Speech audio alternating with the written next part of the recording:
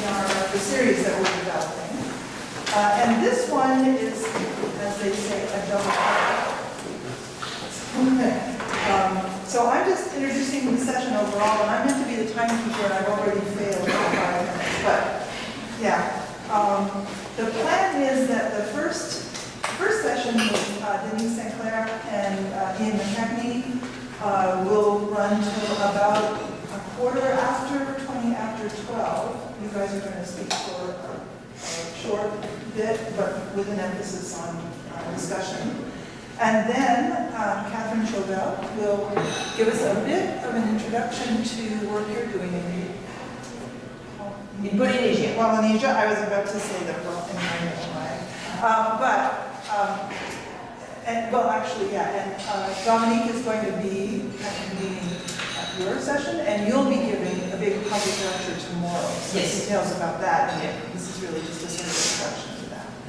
So with that, I'm going to hand this over, first of all, to Jess with some housekeeping, and then to Eric to moderate the first part. Okay, thanks, Allison. You all know me, so I'll introduce myself.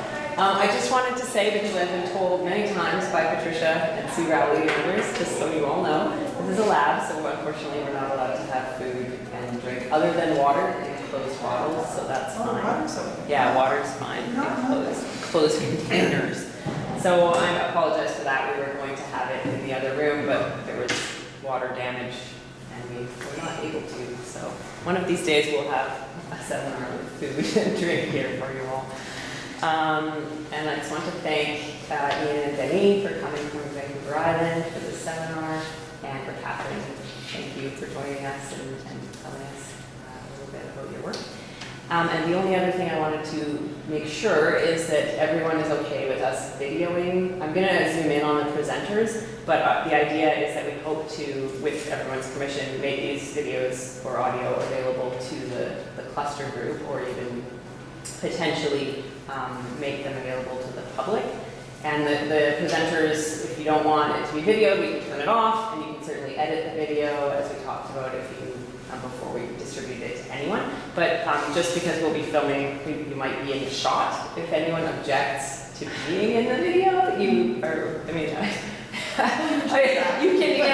sit out of frame. Like, I know it's now very isolating and leave. So. But that's easy to edit too. But or speak to me afterwards, yeah, and if you have any issues with the video. And other than that, Eric's gonna moderate the seminar and lead us here. So, over to Eric. Thanks. So when we first started talking as a cluster about hosting seminars this summer, and hopefully beyond, we thought it made sense to begin at least with drawing on the experience and expertise of our own cluster members. We have such a diversity here. Partly as something to share with the broader UBC public and beyond, but also, I guess, as a way of sharing our own knowledge with each other in the cluster, as sort of self-education project. One of the things that we are interested in looking at in this cluster is the way that research relationships develop between researchers and First Nations. And to that end, we were lucky to have Charles speak to us last month. And today we're fortunate to have Ian and Denis here joining us for Denis St. has worked as an archaeologist and an ethnographer with the Huu-ay-ath, Ahousat, Ucluelet, and Toquaht First Nations. And over the last 45 years, he has served as archaeologist and historian for the Tseshaht First Nation. Denis was adopted into the Tseshaht community in the 1980s, and he has since come to be regarded as not only their archaeologist, but also their historian. He has served on the Tseshaht Treaty negotiating team and wrote the Tseshaht submission to the treaty table. Denis has also enjoyed a parallel career as an educator at the secondary school level, where, amongst other things, he has developed courses for the Greater Victoria School District in anthropology, as well as a Native Studies program. Ian McKechnie is an assistant professor in anthropology at the University of Victoria and an affiliate of the Huu-ay-ath Institute. His research focuses on historical ecology and zoo archaeology, human use of animals, with a particular concentration on fish, shellfish, marine mammals along the British Columbia coast. He explores how these ancient records broaden contemporary perspectives on present-day resource management challenges and the legacy of Indigenous settlement, use, and care for coastal environments. In 2015, Ian joined Denis as an associate, co-directing archaeological work with Tseshaht. Presently, Ian and Denis are co-directing the Keith Island Archaeological Project. I'm sure that's just Please join me in welcoming.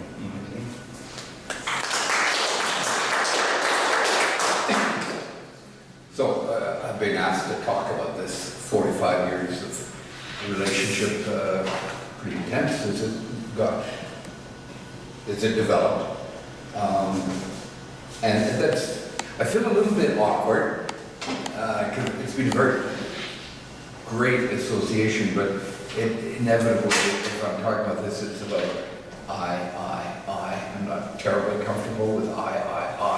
You know, when we give papers or presentations, it's usually couched in neutral terms, in third person and whatever. And here, you know, it's sort of I. So I'm gonna, I apologize for that, but that's the nature of the beast, you know? So, anyway, so, yeah, so, and the comments that I make and the events that I describe, or the phases of this relationship, I don't mean to imply that they're a template that people should follow. It's what I did or what happened to me, because I'm not necessarily, wasn't always the initiator, and it worked.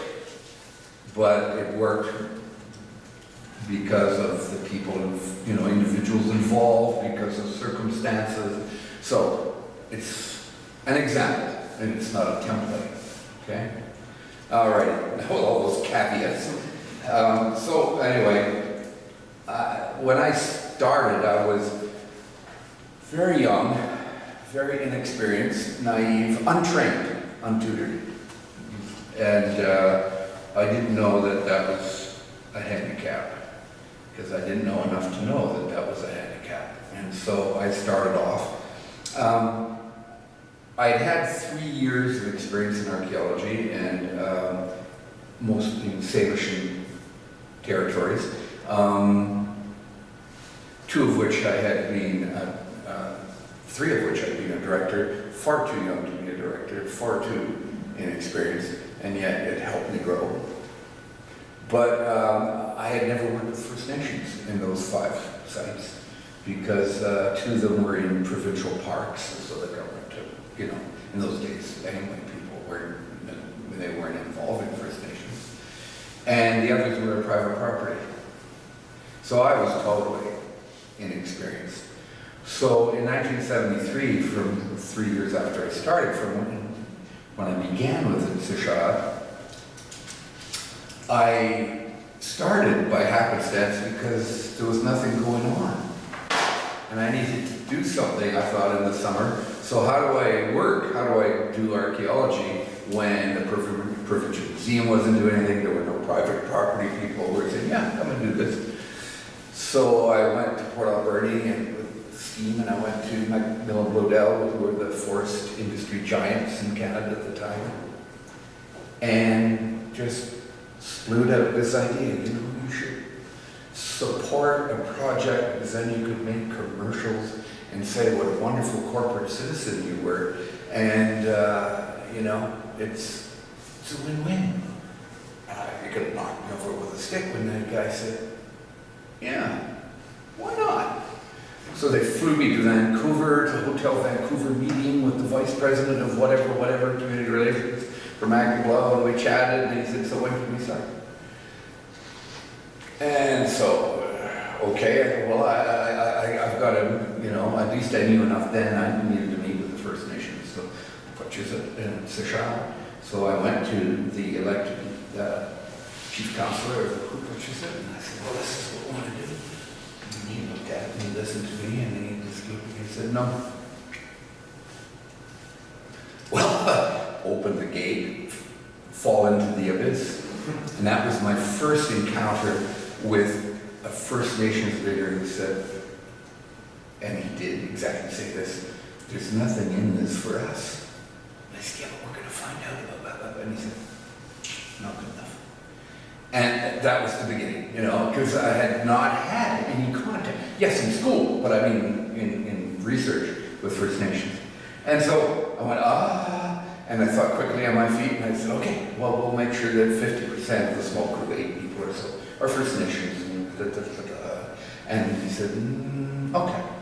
But of course, you've got to go and see Adam Shiwish, who was the Huu-ay-ath, the hereditary chief of the Tseshaht, the much bigger First Nation. So I did. Okay.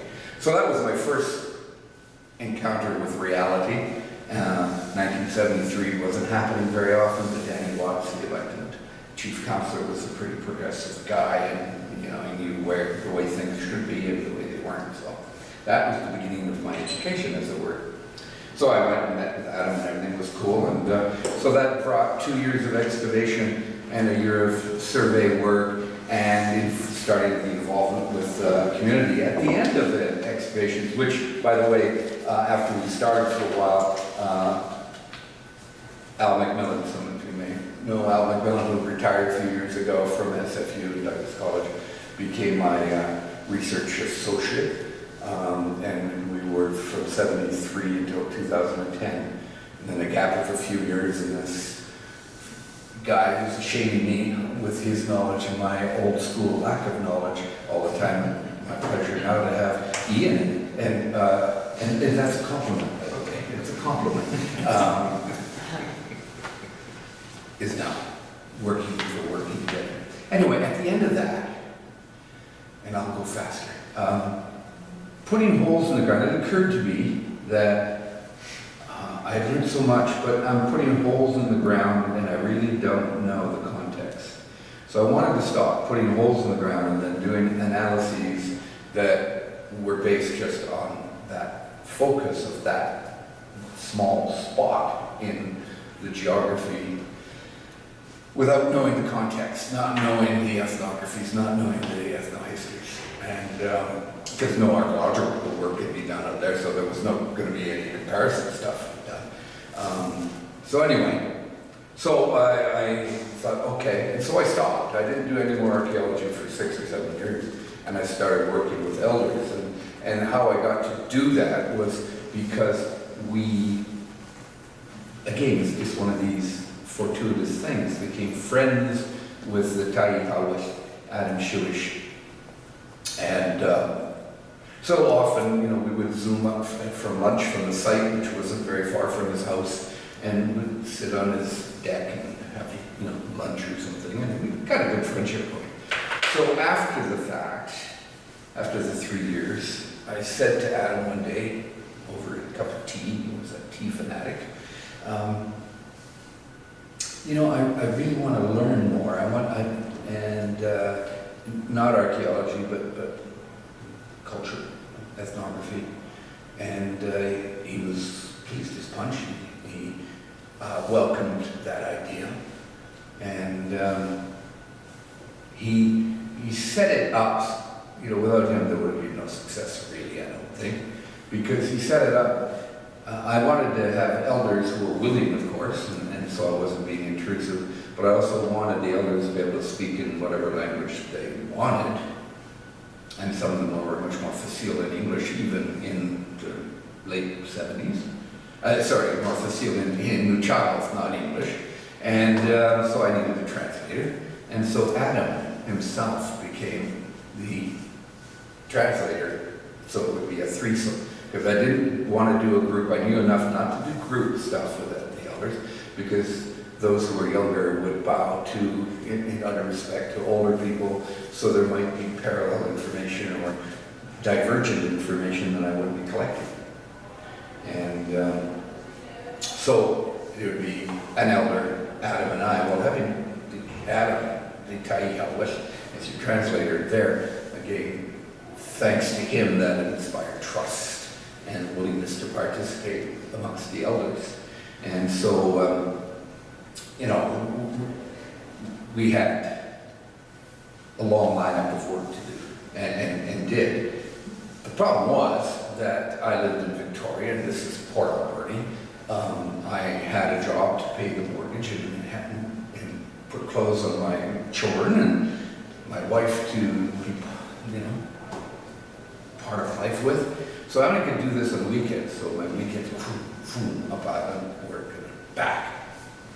But, over the years it progressed, and I started to feel a lot more comfortable. Originally, I was doing stuff that was just related to archaeology, that would enhance my understanding of what I was doing archaeologically. So I wanted to know sites, location of sites, of course, site names, site usage, site seasonality, territories, and the change to First Nation territories through time as they were known. Because there's no point going out and digging one site and then digging one close by and trying to say they're part of the same system when there's a territorial boundary in between. And sure, there are going to be shared similarities between these two different First Nations. But if there are two different territorial, Ahousat is Ucluelet's name for it, then they're going to be part of a supportive system here, inter-support system, and they may play a different role than the site over here in its system. So I wanted to know this, and so I was learning as I was going along, and I thought, okay, and so that's what I focused on. Sorry, I'm going to skip some stuff because I'm uncomfortable already, but so initially it was that archaeology stuff, but as time went on, it turned more and more, not exclusively, but more and more to social structure and leadership roles and things like that. And then that had a big influence on the kind of ethnographic work I did later on, and still do. I'm called in to speak to community groups, that is Tseshaht community groups, or write position papers for the elected folk who are not as familiar with their history, which is a big responsibility in itself that I take very seriously. Anyway, and then Adam phoned others, members of the Five Pillars. That's a local term that the five First Nations in Barty Sound and surrounding area during the period I was growing up and then into adulthood, they were the hereditary chiefs, the Huu-ay-ath, were referred as to the Pillars, which is a nice evocative kind of thing. And they would meet informally. This is long before treaty process or anything like that. And so he spoke to the other members of the Five Pillars and said, this young guy, you should, do stuff. And he's okay. And so they'd get a hold of me and say, well, would you come down and work with us? And so I did. So that led to work with the Toquaht First Nation, and Uncle Bert was the Huu-ay-ath. And I ended up with Ellen digging 5 sites there, and then we worked with Art Peters, Huu-ay-ath, and we dug sites there, and other groups in the Barton Sound area, mostly ethnographic stuff. But still, always the focus was Tseshaht.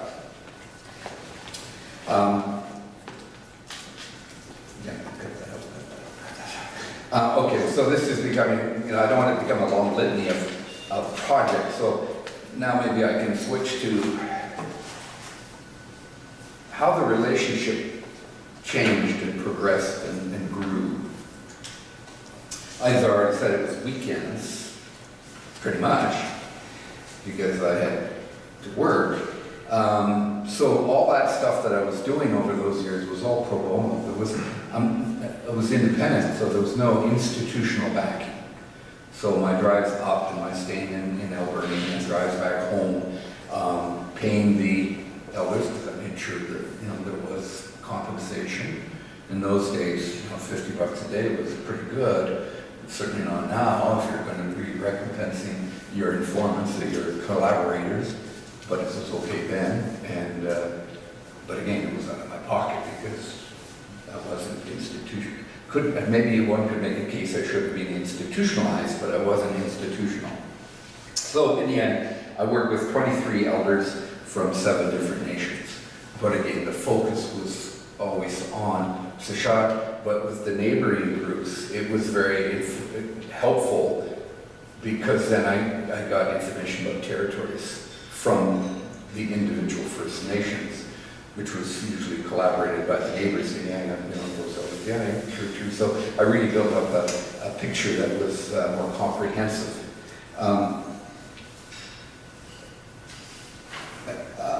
Born out of my personality, I guess, rather than an awareness of it was probably a good thing to do. It's just something that I did, was getting involved and going to weddings and going to potlatches and going to funerals and, you know, good stuff and bad stuff. I mean, happy stuff and lamenting, you know, unhappy stuff.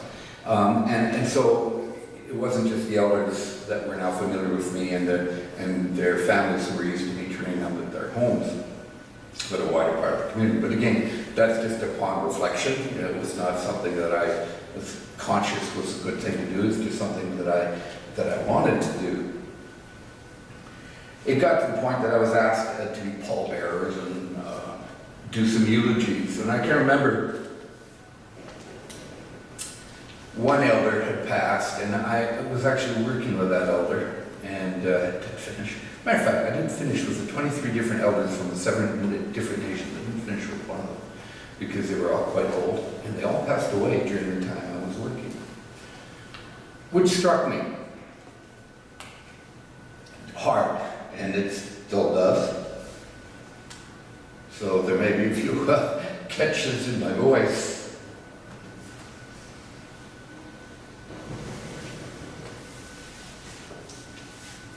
I remember saying at one funeral, when I was doing the eulogy, the family had asked me to do that, and I'd been working with this brilliant man, Bobby Sport, just so knowledgeable. And I said to the congregation, the attendees, I said, how do we do this? How do we allow these people, these elders, to die when they are often the sole repositories of some information? And almost inevitably, they would have some knowledge that was not what other people had in the decreasing group of people who had that kind of knowledge. I said, how do we do that? How in this era of instant retrieval of information, instant recording, whatever, how do we allow this to happen? And I know there was a reaction in the crowd, and I said, you know, shame on us. Shame, shame, shame, shame on us. Because this is not only First Nation information, First Nation history, First Nation cultural stuff, oral traditions, whatever you want to call it, that is being lost. Yes, that is the key thing, but there is more to that. The more these people who are sole repositories of some information die and pass on without the information being passed on, all of humanity is diminished. The story, the human story is diminished because this information, which may have taken countless generations, thousands of years, whatever, to have accumulated and to be in that person, lots of people, and then down to maybe that one, or maybe a couple, but they all pass away. And we've let it go. We have a big responsibility that this cannot be allowed to happen, assuming the willingness to pass it on. I mean, you can't make people want to pass it on. But in each and every case, these people were very much wanting to share. So anyway, I got emotional and still do about that thing, that there is a responsibility. And again, you know, I don't want to seem like a white knight and a white charger charging forth. But anyway, that was at that point, and this would have probably been in the 90s, that I was feeling very, very strongly about. I guess I can move on to a few more things and then I'm done. That were points that it took me a while to figure out what was happening, but then, and they were major steps. So, one, Adam Shuish, the Huu-ay-ath of the Tseshaht, and his wife Margaret, who was 13, 14 years older than he, and his auntie, who helped raise him, Auntie Mabel Taylor, who, when his mom died when he was quite young. And she was brought in as being the knowledgeable elder, and so we would sit, the three of them and I, at a little round table in the kitchen nook and drink tea and look at the charts and talk about the stuff and foods, and how they were used and prepared, and again, site usage and seasonality and all that kind of stuff. And what I was doing at that point was, I had become obviously aware of Superior, but all his field notes and on microfilm and stuff were not available in BC at that time. The archives didn't have them, whatever. And I sort of blundered my way to the American Philosophical Society where they were, and I said, well, how do I get these? Well, you know, they weren't too forthcoming, but they weren't saying no. And so I dropped the bomb and said, well, you know, the hereditary chief would like to have them or like me to use them. Oh, okay.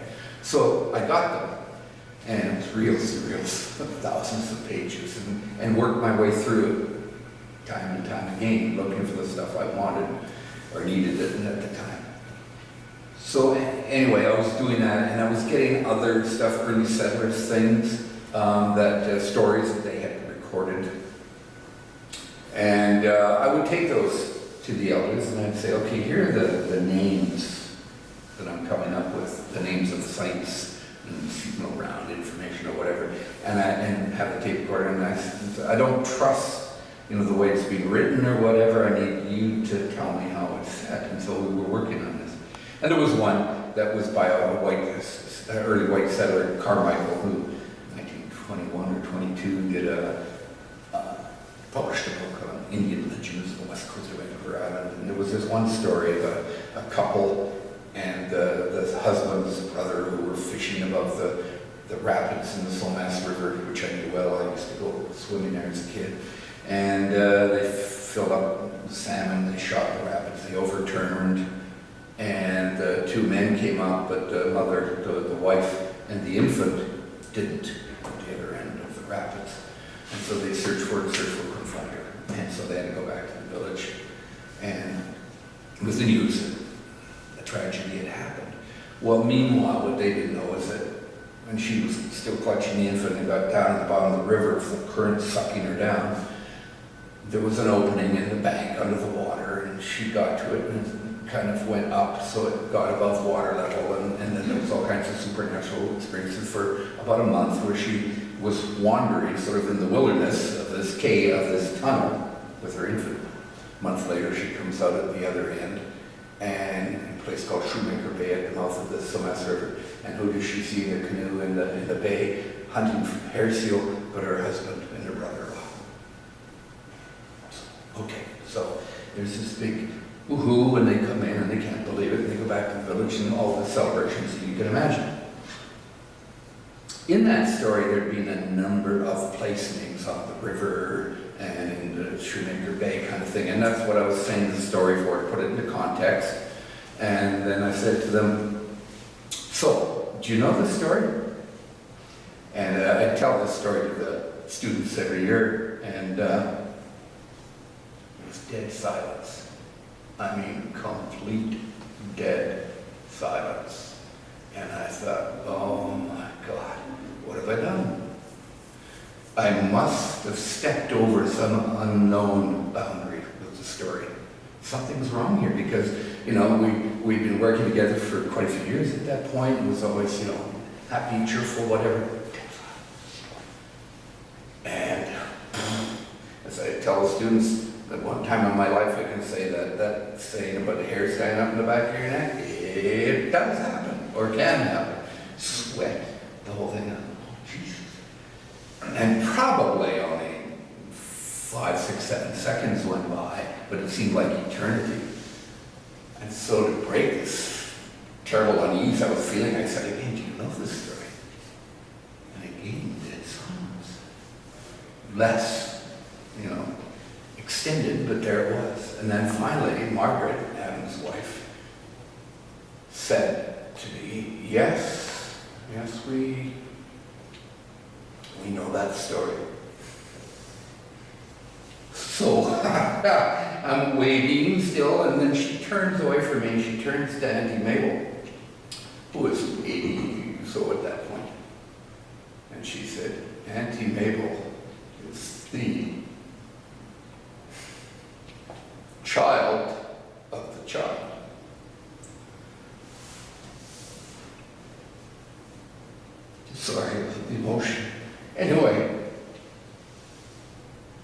What a learning experience.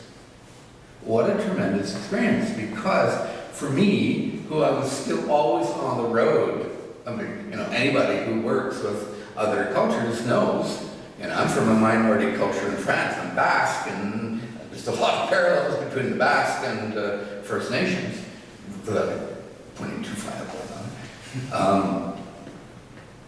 So I thought, oh, jeepers creepers. And while I knew intellectually, if I thought about it, here was the first time really that I was confronted with it in such a full-on way, is that this marvelous old lady had a foot firmly planted here and a foot firmly planted here, and this was sort of traditional, largely pre-colonial, and this was today, drinking tea in front of me, and that there are people who span that supposed gulf, and really there isn't a gulf. I have been on so many negotiating meetings as a member of the Tseshaht team, and having to say to bureaucrats, wait a minute, you're saying that the people of the archaeology, of the ethnographies that you're reading, hopefully, and the people today that are trying to establish their Aboriginal title and rights are different.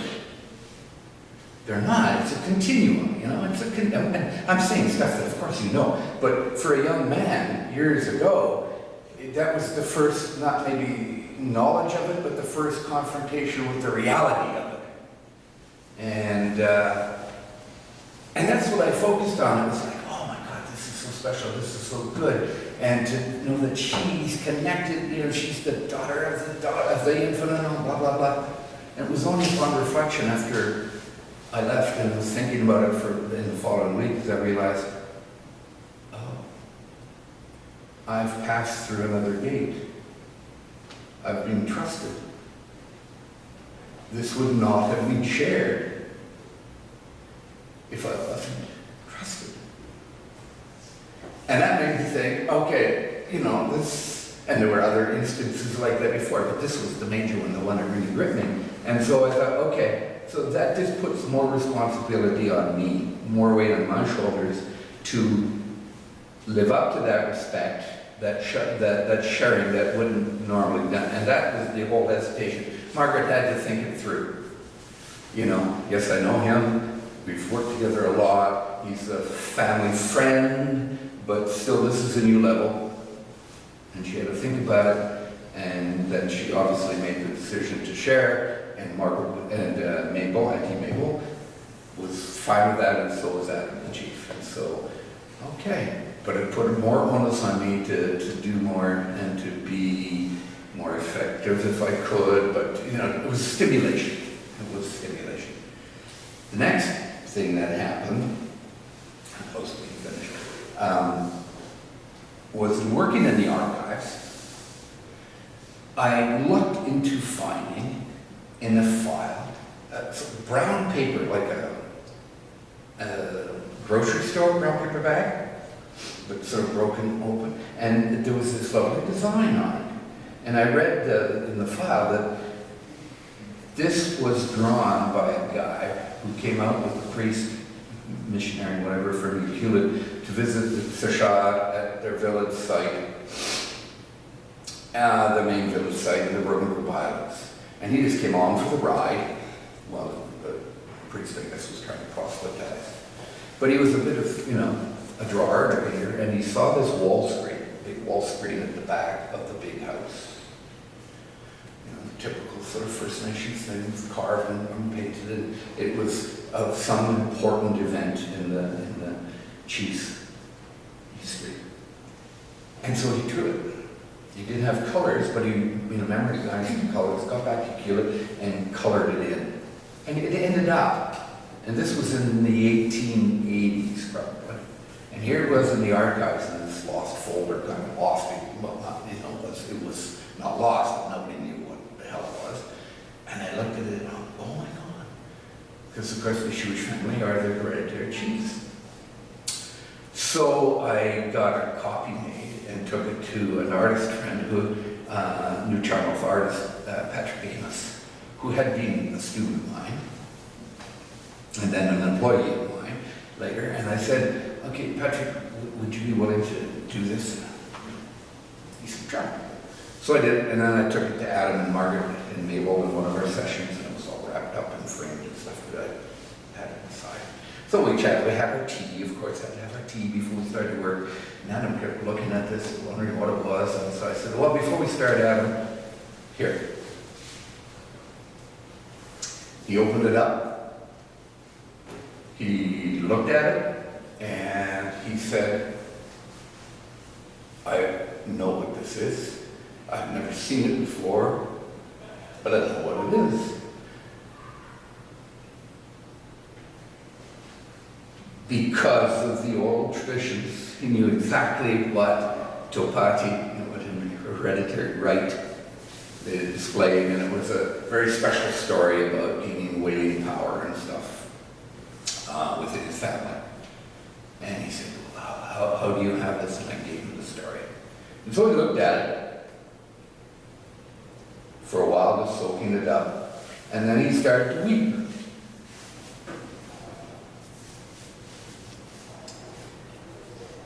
Here's a man who, this was incongruous to me, watching him, because he was quite a bit older than I am, and a very strong man with a strong he was a renowned leader. When he died on the coast, in the Toronto coast, was probably more lamenting than any other in my lifetime as a leader.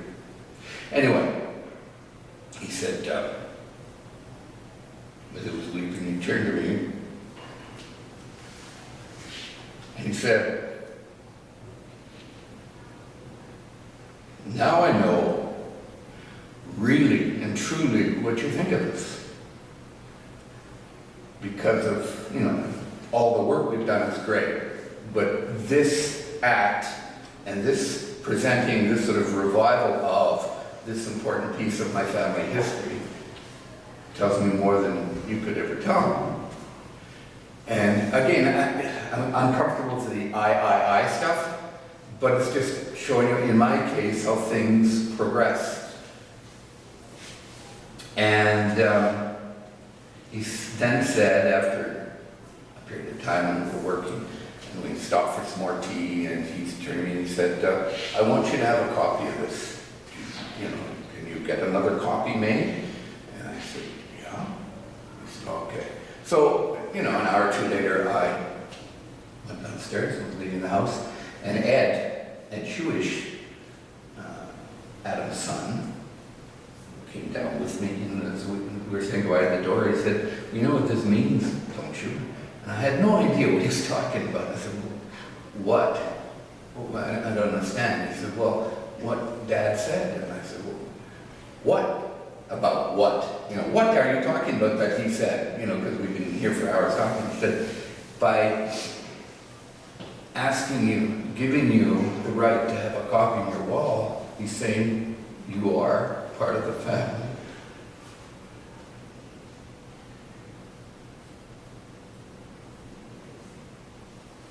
Again, I apologize. You are his son. And from that point on, I sat beside him on one side while his son Ed sat the other at the dinner table. And we progressed for the rest of his life in that manner. So, again, a pretty important stage, which, still resonates. So, that ongoing thing with weddings and whatnot, I just became a fixture, so,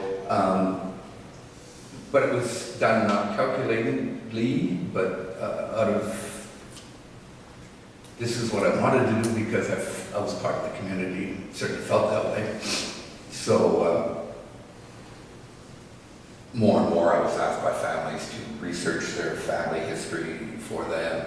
And potlatches, I was asked to stand up and explain the meaning of each family's, or the families that was asked to do it, their wall screens that were put up and stuff like that. So, and then they're doing this, did the litany of things, or the treaty and whatever. So the elders gave me, and a name that is Huu-ay-ath, which in Toquaht means he who listens and remembers.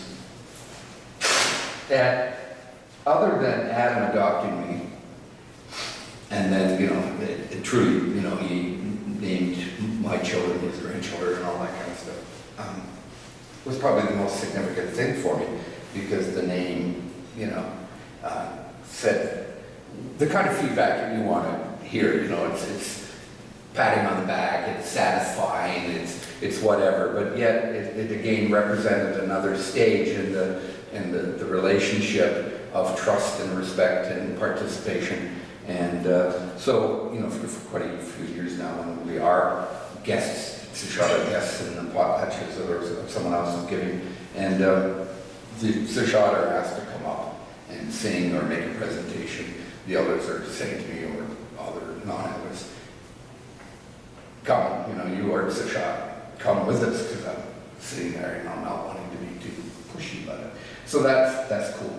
And I guess I can sum it up again with something I say to the students, and Ian has heard me say it enough times that he's probably getting tired of it, is that in the 1960s, and I would if I was in his place, in the 1960s, I think it was Redbone did a song.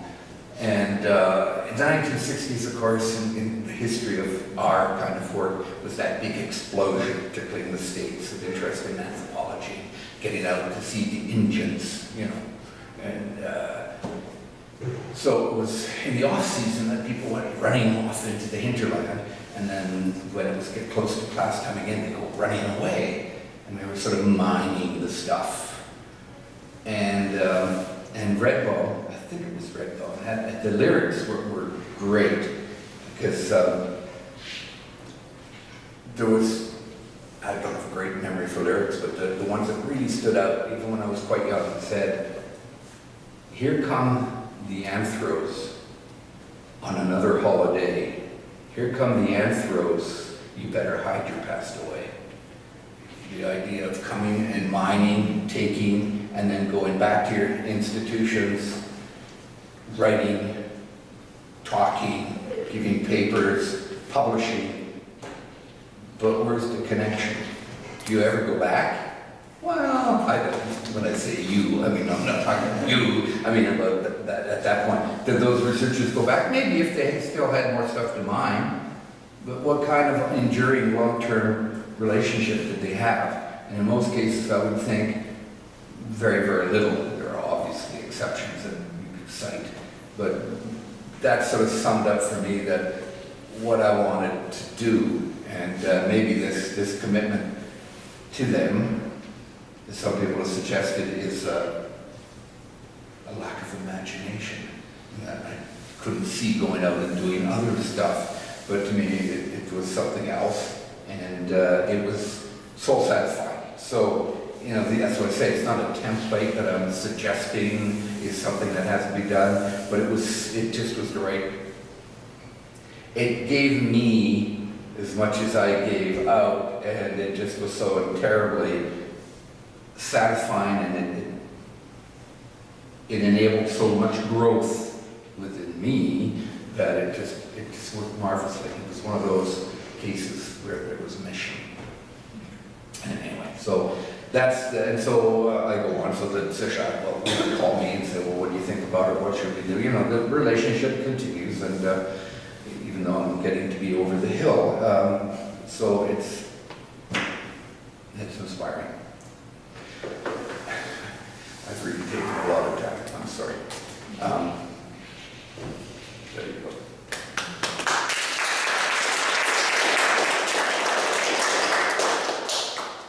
Yes, wonderful. Sorry about the over-the-top emotion. Let's open the conversation. Do you like to speak, or you like to field questions? Well, I'll try, and I'll try to be as brief as I can, knowing that we have lots to talk about. But just wanted to follow up and bookend Denis' wonderful perspective with the sort of predecessor of this relationship that I'm fortunate to be a part of, and in the birth of anthropology, moments of linguistic anthropology, and discovery of Indigenous language across North America. Port Alberni and Edward Sapir's work in the early 20th century was key to reanimating a lot of this work that Denis dived right into in the 60s, 70s, 80s, and so on. And there was, Port Alberni is the biggest community on the West Coast, and it's a center for Nujam life today, and so there's just a lot of exciting dynamism in that valley that a lot of sharing, and Edward Sapir's collaborators, Alex Thomas, and a whole bunch of networked individuals in the early 20th century really, established huge volume of information in the original language, and that language was placed on a map 50 years later, and that map is our map for archaeology that Denis has compiled of the names of places that are very associated with archaeological histories. So there's just this exciting side of it there that these domains of knowledge are brought together in a place-specific way. And the other side is that there's a perpetual dedication to place that you've heard me talk about that is very, perhaps narrow-minded, specific place, but of course, like that unpacking of that history in that place where today it's a national park reserve without full-on communities there, but it was the center for Tseshaht community life for several thousand years prior to the last 150 years. So there's a lot of importance that this landscape has to the community today that we are very fortunate to be going back to annually with the Ucluelet Archaeological Field School that brings students out that work with community members and partners, and we have a 5-year research agreement that we're working under right now. It's called a collaboration plan, and it's continuing regular conversations between partners, including the Pacific Rim National Park Reserve, Parks Canada, and the Banff Marine Science Center, and UVic, which is where I spend time. And of course, Denis is a UVic alum as well from a while ago. Long ago. Anyway, but this non-institutional status, I want to throw that around for just a second, is enabled so much, and I am a fortunate placeholder in my role as a partner in this research collaboration to build on these prior efforts and relationships and trust. And it's very fortunate that this department here at UBC enabled me to come in 2008 and work on a PhD here with knowledge that there was this project that was supporting my work, which I am now continuing to be fortunate to. So that's Andrew and Mike Blake who were helping enable that from UBC side. Anyhow, budgets that Denis doesn't pay as much there's an incredible amount of effort that is beyond the scope of any individual budget that makes the work happen, and that energy is oftentimes difficult to conjure within an institution, and so the sort of networking that makes work happen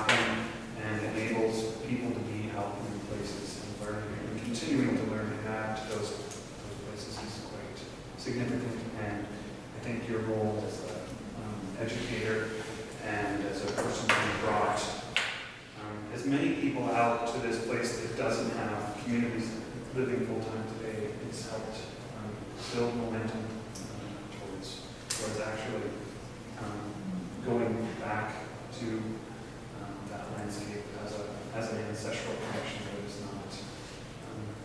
not as hard to put together pieces after the last 40 years of work. So that's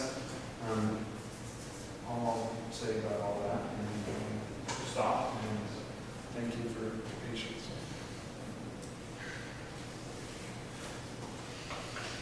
Yeah, Charles? Yeah, I was reflecting on your comments, Dennis.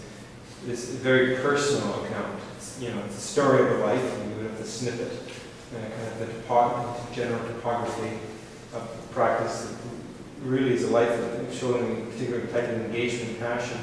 And there's a sincerity that's kind of revealed in this kind of work.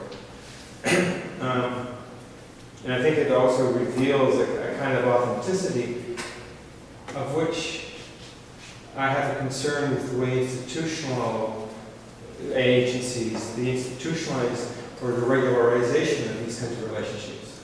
So taking what are our very personal connections, our personal life paths, and my own experience, while different, is similar, which we weave back and forward. And then the institutions, especially at this moment, where institutions are interested in maintaining and expanding access to a scarce resource, that resource of research access and data, where I sit on the board of governors of this university, and I'm a member of what they're now calling the Indigenous Engagement Committee. It's an important thing to have. It's a first for this UBC. But at the same time, when one reads through the terms of reference for that committee, and we go over, you see that it's really oriented about continuing the university's position to extract. As my colleagues there would challenge and disagree with my rendering of it. But so I would say perhaps the way they would say it to be more kind to their perspective, to maintain the university's excellence in research and providing useful research of value to communities. That's almost a direct quote of the terms of reference. And what my concern is there is that an institution that can't really have a relationship, I think people have relationships, out of which come institutions.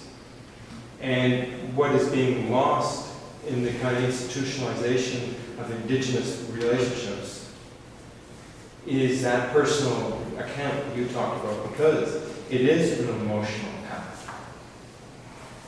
To deny that, which sometimes in the institutionalization of experience, one denies that or puts it in a kind of other format, is to misrepresent and it actually to shift and to lose something. It's not to say there aren't leaders in our own communities that want to institutionalize, regularize, and take advantage of. There's a growing competitive bourgeoisie in Indigenous communities that takes advantage of their alliances with non-Indigenous resource extraction agencies. But the point is that I'm concerned about the losing the personal relations. That is fundamentally what's at the core. That whole, I quickly scanned through the lyrics of the song that you mentioned, look at it, and talking about this notion of the not returning, the leaving the stealing. And I think in your story, you really talk about the constant return, rather than focusing on dozens and dozens of community partners. And this is perhaps the freedom of your institution, sort of the non-institutionalized aspect. But actually engaging work with one place. One people, one community for the long period of time. And that's something I think that is an antidote to the problems of institutionalization by focusing and forcing continued, stable, singular relationships between individuals and people, but as between one community, not shifting all over.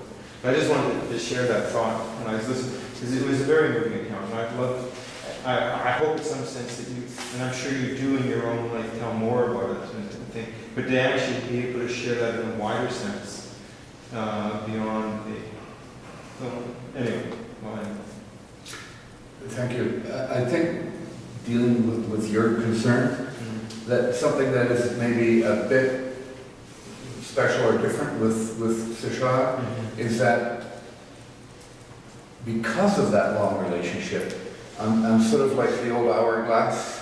Tseshaht, you know, is either the top or the bottom, whatever, and Uvik is the other. In this case, Uvik used to be SFU and Douglas College. I'm sitting there in the middle, and you know, on the council, as well as members of the community, will say to me often, "Uncle, what do you think?" And you know, just the use of that term tells a lot. And they're not, I don't want it again to be I, but literally they would not engage with UBC if I did suggest that I thought it was going to have good benefits. So it's not just a powerful institution coming in this case, and making suggestions, and then sort of there is this buffer, you know, this shock absorber, if indeed there is any need for that, that I feel good about it, and I'm so old school and hopelessly old-fashionedly trained that someone like Ian, who is much more modern and much more, like when I did archaeology to begin with, archaeology was archaeology, and now it's one of, you know, 15 different sciences, if not more, that are contributing on, you know, isotope analysis. What the hell is isotope analysis a few years ago, you know, and all this stuff. So it's a good partnership, you know.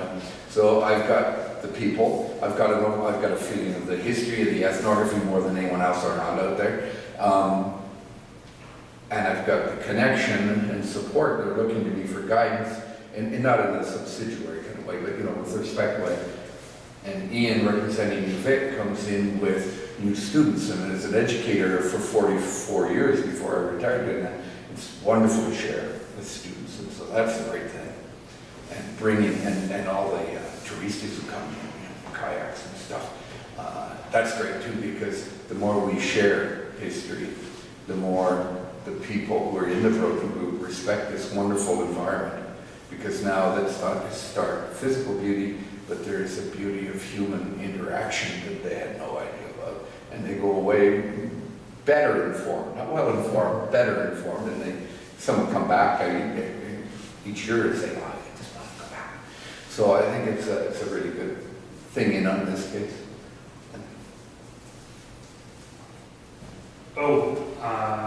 Thank you for that great question, Charles.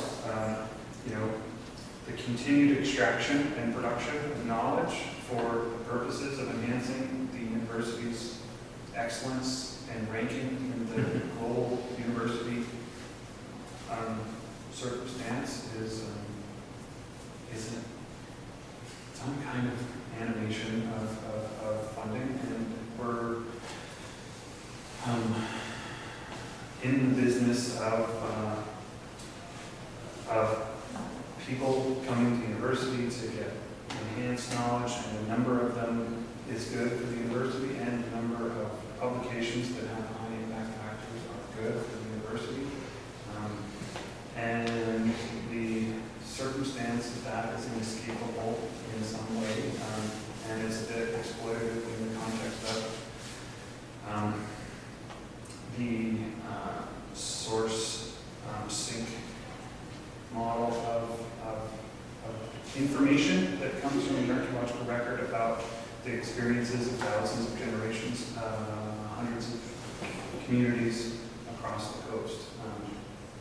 And the interests that the partners have in supporting the work that Denis and I are leading in the Broken Group is we're in recognition of some of those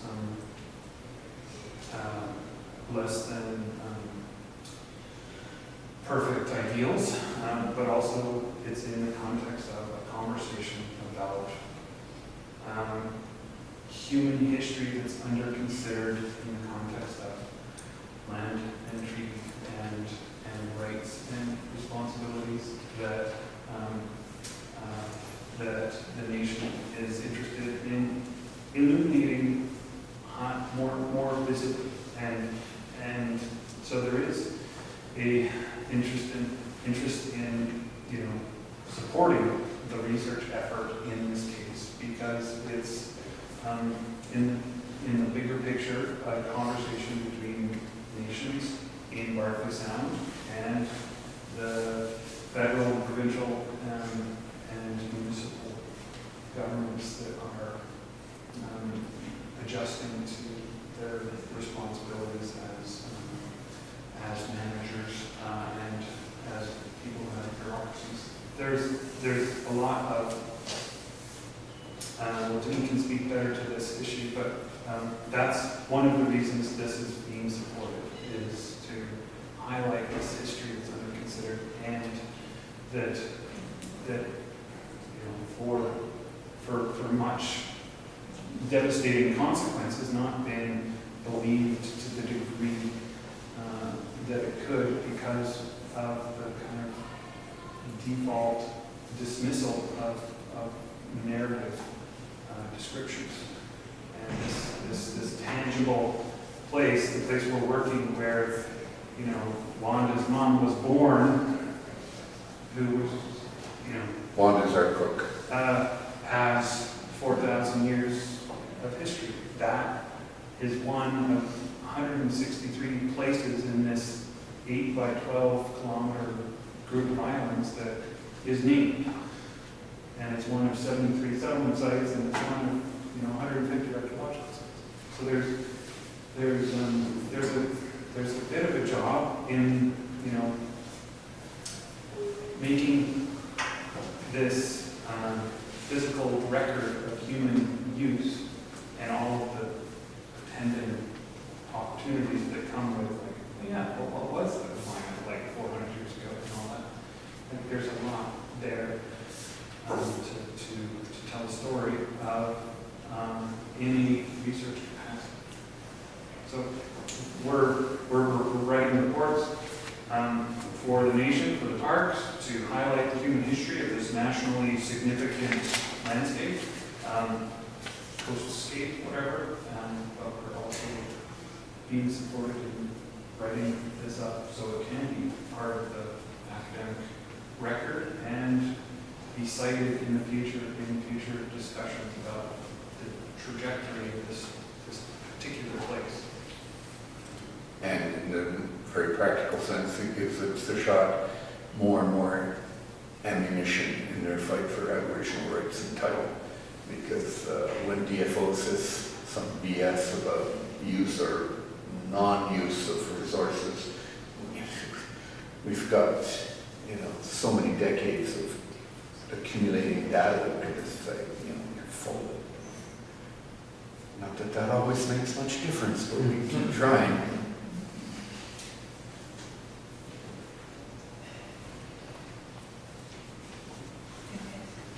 I have 2 questions. One, and remember, I didn't use isotopes. And I'm glad you do. And not in any logical order. The first one is, well, first I was very moved by your story, and I found it fascinating. But then as a piece of advice or wisdom, what would you tell young people now who want to do that? And I'm thinking about students or even all of us. The second question, completely unrelated, but it's a question that I have and that is bugging me, is what is the role of the Akai Institute in all this? So start with the first. Okay, so I'm so focused on that. Sorry, a couple of words. What was your first question? Wisdom for the young people. Oh, yes. Well, that's where it's like a valedictorian speech, you strive for you as a future, you strive for and find something you're passionate about, and it's all empty words in many ways. But, inevitably, I look at how it unfolded for me, and I would wish that it could unfold for some. Certainly, realistically, it can't be for many. But still, there's stuff to take away from that. As Charles was saying, if we can focus more on individual communities or groups of communities that are adjacent to each other, that share the same language and culture or something. That is an ongoing commitment, and we're not sort of nitpicking, going around cherry picking, I guess is the word, as it used to be. And maybe it's not so much anymore, but it used to be, and you would go and you would mine sites, you know about or discover some site that just could produce incredible stuff. And that's what we're after, what the general view we're after. But if we can focus more on limited areas and make real contributions over time rather than because it's the body information and its interaction that helps create a true picture and not one that, as in the past, where we're talking about phases and culture types and stuff based on one site, and extrapolating and stuff. And I suppose that's a stage that, early in any science one goes through. So yes, I would encourage students to find ways of if they're going to go on and structure their research, their interests, that they can do that. The individual aspects of my particular story might be hard to duplicate because of circumstances, but I think there are some goals that one could foresee. And you never stop learning that. Just if I can quickly put in a little story. In 1990, I was in Barkley Sound in a tiny little 14-foot boat because my boat was suffering cardiac arrest because of the shock. And I'm crossing Barkley Sound, Imperial Eagles Channel in the suburb, and I get out from Banfield, and something offshore was happening because the waves were huge, and they were breaking. And I was going parallel to them, so it hit me deep in, and I had to go about 10 miles, not quite. And so I had to solo the waves. You know what that means? Like you can't just go like this. So you've got to go up the wave and then down into the trough and along the trough, and then before the next wave can break on you, you're doing this. So you're soloing the wave. And I was doing this for a while. I had no life jacket, and I had limited gas, but all my stuff was in my cabin across the way. And so, okay, I just kept going. And I began to think, okay, St. Clair, what are you doing? And then, this is not good. But if I turn, I'm about halfway, if I turn around, it's the same thing. And I'm going, and okay, it's just a 14-foot boat, and it goes in the back. It's got no steering, no windshield, whatever, no steering wheel. And suddenly, crossing my bow, was this 6-foot dorsal fin, or 2 meters. See, I am old school, 6 meters. So this huge dorsal. And there's the boat, and it's doing this. And it's so close, the foreshortening, for me at the back of the boat, 14 foot, I know I'm going to hit this critter. So my instant reaction, hit this, kill a throttle, right down to the lowest thing. And it glides, this big dorsal fin glides into this wall of water. Disappears. And I think, oh. And I look up, and of course, by killing the momentum of sewing, now this, I didn't disappear to this wall because this wall was about to make me disappear. Wow! I got knocked off the seat. I'm in the boat, which is now a swimming pool, and I'm trying to gather, and luckily the engine never went out. So I come up, and it had spun me right around. So I was facing back towards Banfield. And so I sort of angle, so I'm taking them on a quarter stern and go miles on my way, but just so that I'm not confronting those waves. I get up a few weeks later, and I was having tea with Adam, Jewish, and I told him the story. And he said, well, what happened, didn't you? And I said, yeah, I was really lucky. I was stupid doing what I was doing, because I've been in a boat out there all my life, you think you're invincible. And he said, no, he smiled at me, and he said, you're my son, and you've been working with us for so many years, but you still got a lot to learn, don't you? I kind of looked at him and said, I guess. And he said, that kakawin, which is the channel for orca, saved your life. Not by happenstance, but by design. And it blocked you, and then all this happened, and you were turned around, and so you went back. And the next day, of course, it was flat, calm, and so it was a problem. And I said, yeah, okay, you know, again, different cultures, things, looking at different lenses at the same thing. And no matter how much I learned in that culture, I still was looking at it from my own. And he said, yeah. And so this winter, when, you know, potlatches start happening, I'm going to have a new name for you. I've got a design. I'm thinking right now, I'll put on a drum, and we're going to announce the story and stuff at the potlatch. And okay, thinking, is it really that important and stuff? And the more I thought about it, the more I realized from his point of view it was. His son, you know, whatever to say. And then 2 months later, he died.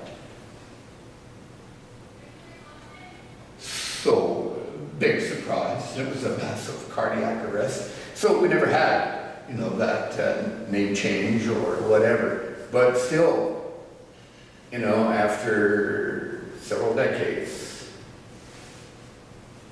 he was showing me, how you got a lot to learn. Buddy boy, you think you know it, don't you? And, but you're missing some key things. And so, without actually using the words, you know, he was encouraging me, you know, keep learning, keep learning. Anyway, sorry, I digress, but I just wanted to, again, so I can share that with students and say, you never really get there, you can only strive to get there. And other people, you know, I've had people, tourists say to me, you mean you believe all this stuff? You believe these things? Because I talk about, you know, supernatural beings and stuff like that. And I have to look at it and say, well, it's not about what I believe. It has nothing to do with me. It has all to do with the stories I'm trying to preserve, the stories that I'm helping preserve, that I'm learning and I'm sharing. It's not about me. It's about them. And my job is to listen, record, you know, and make sure. So, Huu-ay-ath, he listens and remembers. That's all, you know, that's my job. It's not to take on and to do cultural appropriation ourselves. It's to be sympathetic and to learn and to share and to help us to be there. And that's what I share with the students. I can take the Huu-ay question. The Huu-ay Institute is someone, it's to individuals who are very active and very spread thinly in many different parts of the coast, centered on the Central Coast, and they are supporting the work that Denis and I are doing through this project, through the field school, indirectly as informal partners, and we're very fortunate to have that support, but I'm formally affiliated with Huu-ay Institute as a faculty member at UVic, and in terms of their role in this project, they are contributing geospatial information through UAV drones that fly around and make maps, and through the MyTax funding body, which is like a tri-council, like part of the tri-council, but they're partnering with MyTax to support various projects that we're doing. So we're doing LiDAR this summer, and that's going to be an incredible contribution to the landscape and the paleo landscape of the program group. And there's graduate students who are involved, and there is... That they're paying for. Yeah, to the MyTax program. And I could go on at great length about all the different things that they're doing, but that's not part of this. They're incredible. Yeah.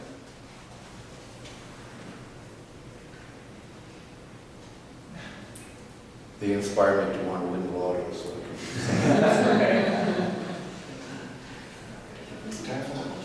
Yeah, is there one question? And then we'll switch gears. And I would love to know, I mean, your question about advice to youngins.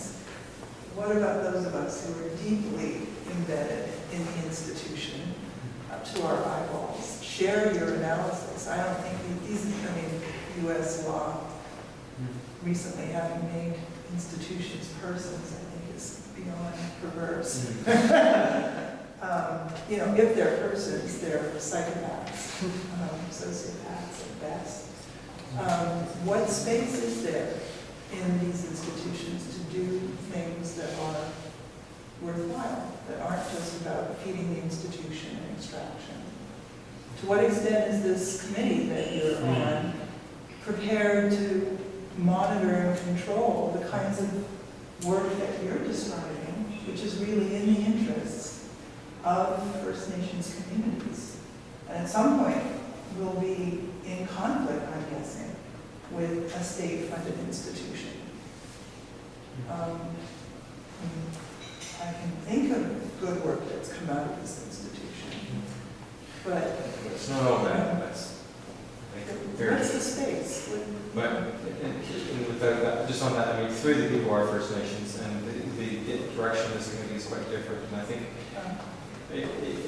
my work, my concern would be more within the internal institution is basically setting things up like forest companies, creating joint ventures to retain their annual harvesting cuts by finding First Nations joint venture partners, and basically repeating, doing the same thing. What you're hearing and seeing here is something very different than that kind of model. But the question becomes, well, how do we, I think people should be cognizant of these possibilities. And it has all kinds of small-scale implications, such as the structure of hiring. So then it becomes, we don't focus on hiring First Nations faculty, because as long as we're doing good work that's community-based, we can keep going with non-Indigenous faculty who are doing work. It's not to say we shouldn't hire non-Indigenous faculty, I'm not saying that. But it's the way it gets inflected through these processes. And I think as long as there's people, that's what makes a university different than, say, McMillan Waddell or Canfor, is that there is a whole host of people who have this peculiar relationship with the university where we're employers, but we're not necessarily loyal or friendly or supportive employers, we're faculty. We have the academic freedom to speak within the context of the law and our research patterns, and we don't have to agree with our employer. If you're on staff or if you work for the government, you pretty well have to agree with your employer. Or if you're working for a First Nations community, you pretty well have to agree with your employer. So we have a kind of unique and special So we should relationship. exploit that, We should. the degree which we have. Wow. Go forth and be subversive. Go forth and get results.